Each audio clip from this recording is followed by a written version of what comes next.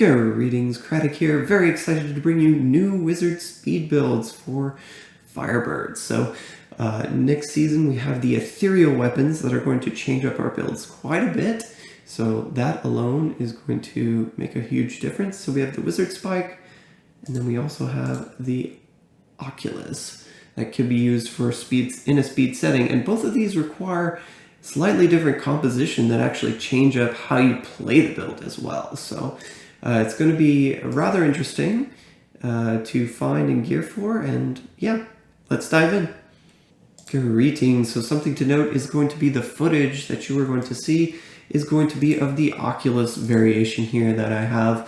I was only able to capture this footage on the PTR, and even still, the video that you're seeing, I did not have the reduced damage of enemies hit by 25%.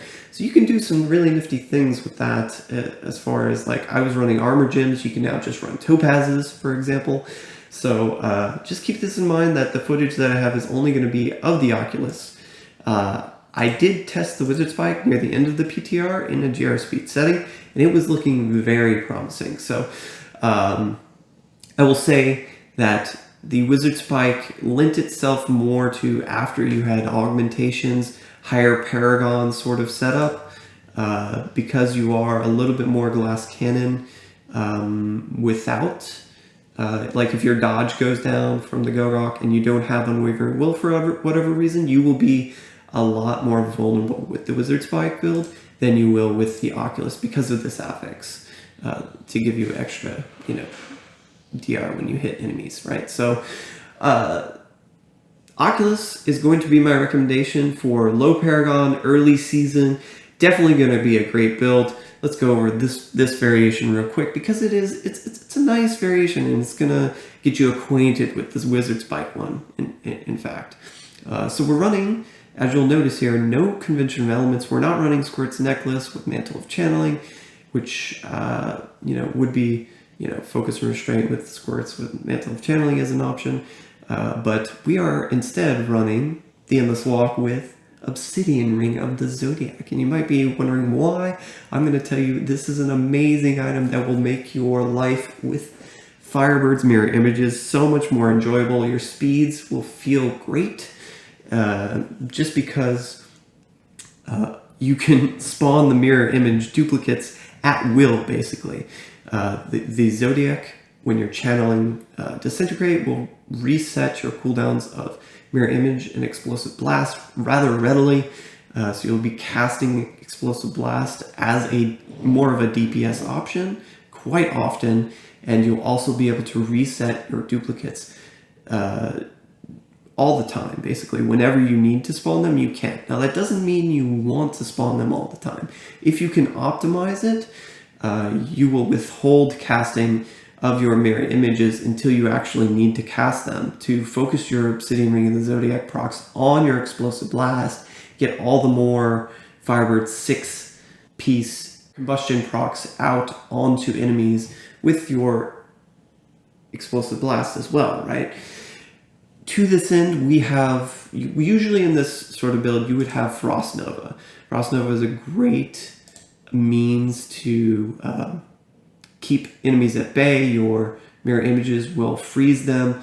They'll have an easier time spectral blading down enemies. However, this skill, if you're going to manually cast it, is going to consume cooldown, and your Obsidian will soak into it. So to that end, I have actually opted for Familiar Sparkflint, which is another source of the Firebird combustion proc, right? So basically what we're doing is we have an alternate source of damage now. When you combine Sparkflint with the chain reaction, it's not going to be as high of DPS output as your 4 duplicates can do, but you can whittle down the remaining health on elites, on, kill off trash with your EB and Sparkflint to spawn Oculus rings. It's just a very fluid means to the DPS in the Rift, and it's just great. We're running safe passes for toughness here. You've got, I don't think we have any other toughness passives. We have a lot of offensive passives, so let's go over those now.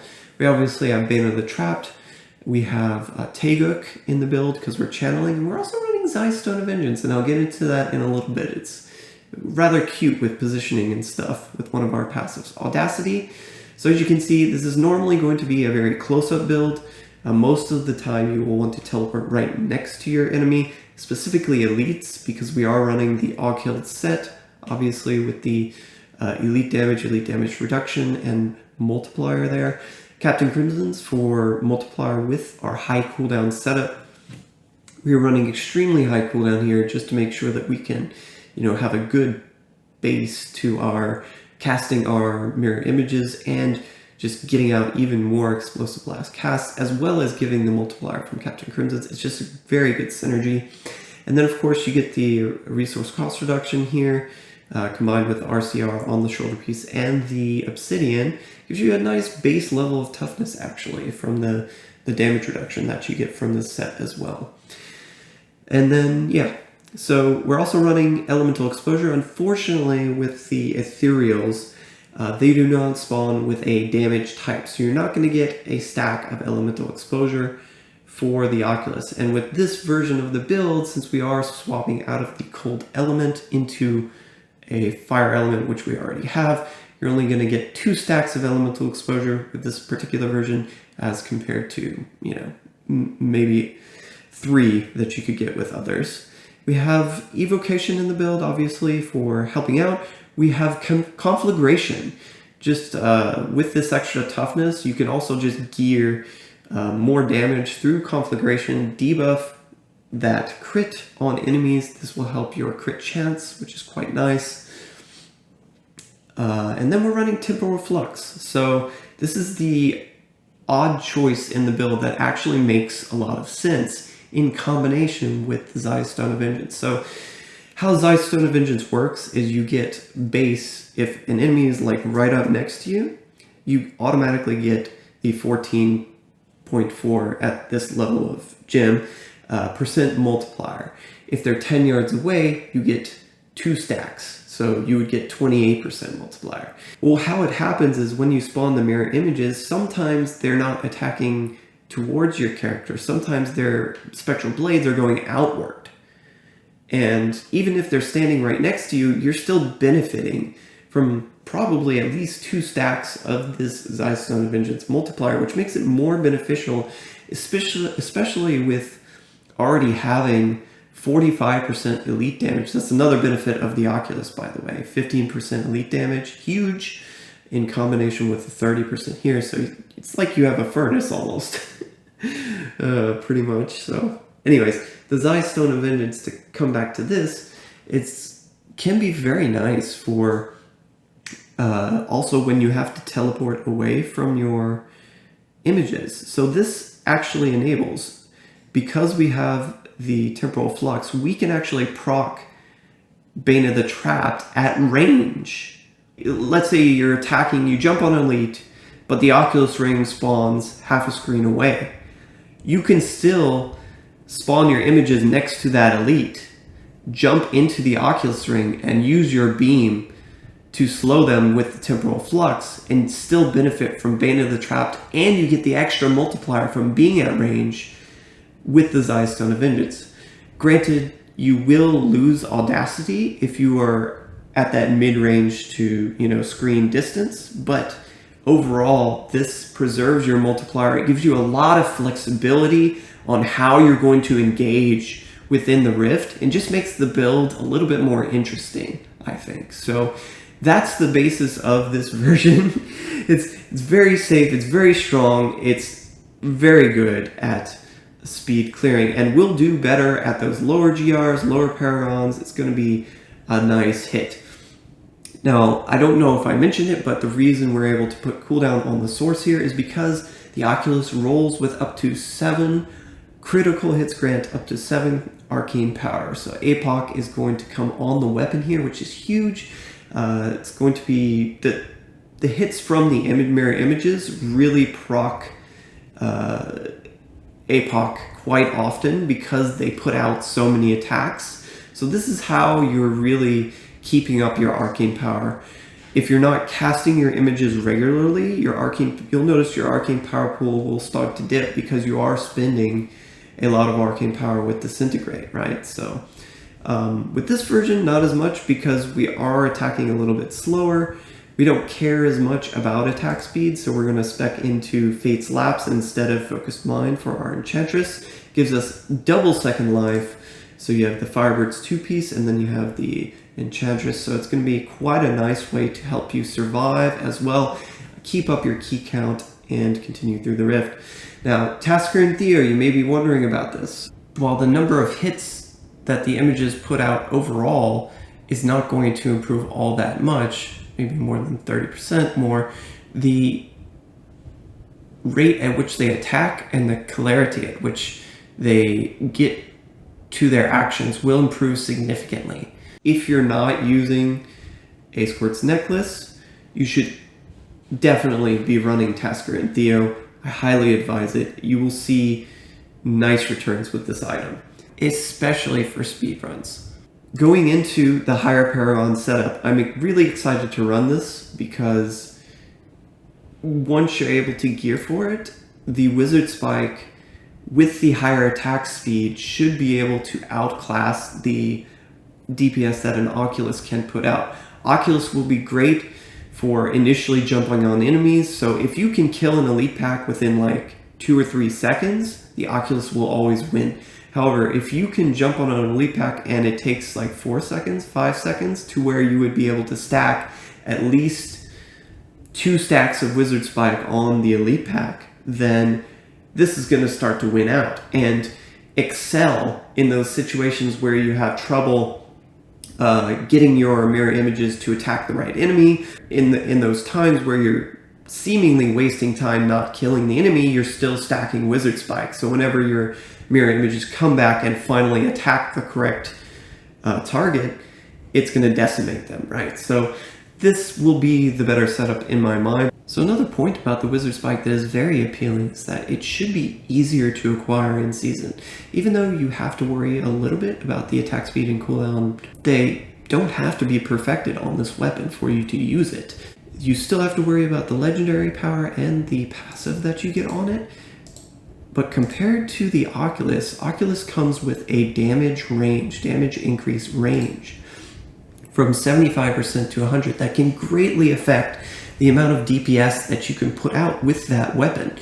And for example, the Wizardspike is a dagger, so it's working from a lower base, damage range to begin with, but even a 0 to 1 stacked Wizardspike will be able to match and be able to out DPS an 80%, 82%, rolled Oculus. That being said, the Oculus is still a very nice weapon to get earlier in season. Lower Paragons, just for an easier setup, it is an all-around good weapon. Even if it's rolled as low as possible, it's going to be a dream compared to not having an Ethereal, right? So that's something to consider. But this is also why I'm excited about the Wizardspike kind of winning out, is it should be a little bit easier to get one, especially with the Wizard having so many powers, legendary powers, that are included on the Ethereals. It's a little bit harder than other classes to begin with, so this alone should be very nice. We're going to run a lot of attack speed here, so to make sure that we are stacking this consecutive hits bonus as quickly as possible on enemies. So we're running Gogok Swiftness, so we're swapping out the Zei Stun of Vengeance. So the playstyle with this version is going to change quite a bit, because no longer can you hop into those Oculus rings and kind of deal a little bit more damage at range. You can't do that play style anymore. It's just going to be focused right on top of you, right on the elite, in close range combat with this version, but hitting this higher breakpoint or lower FBA of 8 frames should allow you quite a lot of flexibility. You notice the Wizardspike comes with attack speed. You combine that with the 15% you get from Gogok and the Enchantress's attack speed, and this is what is allowing us to hit this amount. I don't know if you get a lesser Wizardspike. Let's see real quick. if you drop a breakpoint. Yeah, you do drop a breakpoint if you're at 12% and 13% attack speed. But if you are at least 14% on your Wizardspike, you should hit the 8th frame. Even still, so my advice here is that if your Wizardspike is 13 or 12, something you can do is just drop the Focus Mind from the Enchantress probably, and still hit the 9 frame here as a decent breakpoint, and so you gain the double second life. So even if your Wizardspike is rolled incorrectly, you still get something out of it. However, if it is rolled correctly, you can hit the extra breakpoint with the Enchantress, at least 14% on your Wizardspike, and that will be super nice for proccing this Wizardspike. You also get a lot of returns from life per hit. So life per hit on the Bracer is going to be huge here for ensuring your recovery. With this higher attack speed, however, the 8 frame breakpoint also comes higher cost. So you will find that you have to have your images attacking enemies much more often because, again, you only have 4 APoC as compared to the possible 5 to 7 on the Oculus. And on top of that, you're spending more with the Disintegrate, right? So that's why I'm also saying this is targeting higher level speeds, because the enemies that your images are attacking have to be able to survive for them to hit them, right? So anyways, just something to note, it will definitely work because you're proccing APoC so much with the Mirror Images Flame Blades, but just something to keep in mind.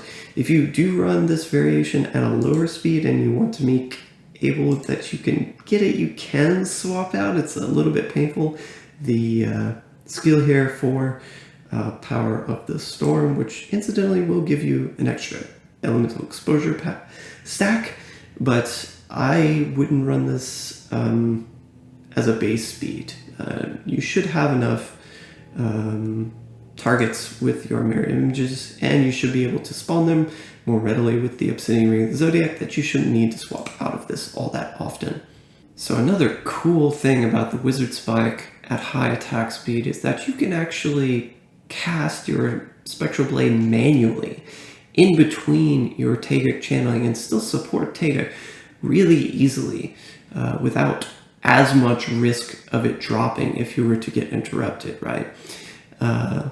And you could get 10, 15 stacks of Flame Blades to give you even more fire percentage. Granted, it's not going to be worth doing all the time. If you're at low density, it's probably not worth taking the time to do, because dropping Taeguk again is more damage loss than getting a Flame Blades cast off and preserving that. However, it can be a way you can optimize this build, because it is possible now with the higher attack speed. And something also to note on that mention is that reduces duration of control and pairing effects is going to be very desirable for this build, because you get CC'd by so many things. Frozen, feared, all these things can be reduced from this affix, so it's going to be highly desirable. What I've done here is I've gone life percent on the chest piece for this version, and I've put vitality gems with extra Paragon in vitality to boost the health of this build. And not only will this increase the health of your character to increase your survivability, it will also help out the health of your images, because they spawn based off of your life. Since we're not running an enforcer here, it's actually quite paramount that your images survive long enough to get at least a few swipes out. And this is another reason why we're running the Tasker and Theo. Your images will die so quickly against aggressive affixes like Electrify, Reflects Damage, high damage mobs like Spear Throwers or Hell Witches. They will just die off very quick. And whenever they proc their Firebirds 2-piece, it actually delays their attacks as well. So them dying or even proccing is a decrease in your damage output. So this is why we run the Tasker and Theo. It just ensures that they start attacking and continue attacking as quick as possible throughout the Rift. Note also we have swapped out, since we don't have the Zeis, there's no interplay with the temporal flux anymore. We're just going to run Unwavering Will with the conflagration as well as the other passive. You might actually want to place one of these 4 passives on your Wizardspike because conflagration is, in my opinion, the weakest of the passives, the easiest to swap out. So if you wanted to go into blur instead of conflagration, that might be something you could opt for, or even going unstable anomaly might be a decent option as well. So those are your alternate passives for this build. In case you get one of those, it's not so bad. You can still use a weapon that has one of those passives. Anyways, I think that's about it for this version. I will update the channel when in season, whenever I'm able to finally put together this version. I'm just so excited to be able to run the high attack speed, the high stacking for the Wizardspike. I think this will work great, especially when you're pushing higher and higher in your solo speeds, and the elites, they just start taking longer and longer to kill. The Wizardspike will be great in that sense. So super excited about this build. Hope you are too. And yeah, have a great day.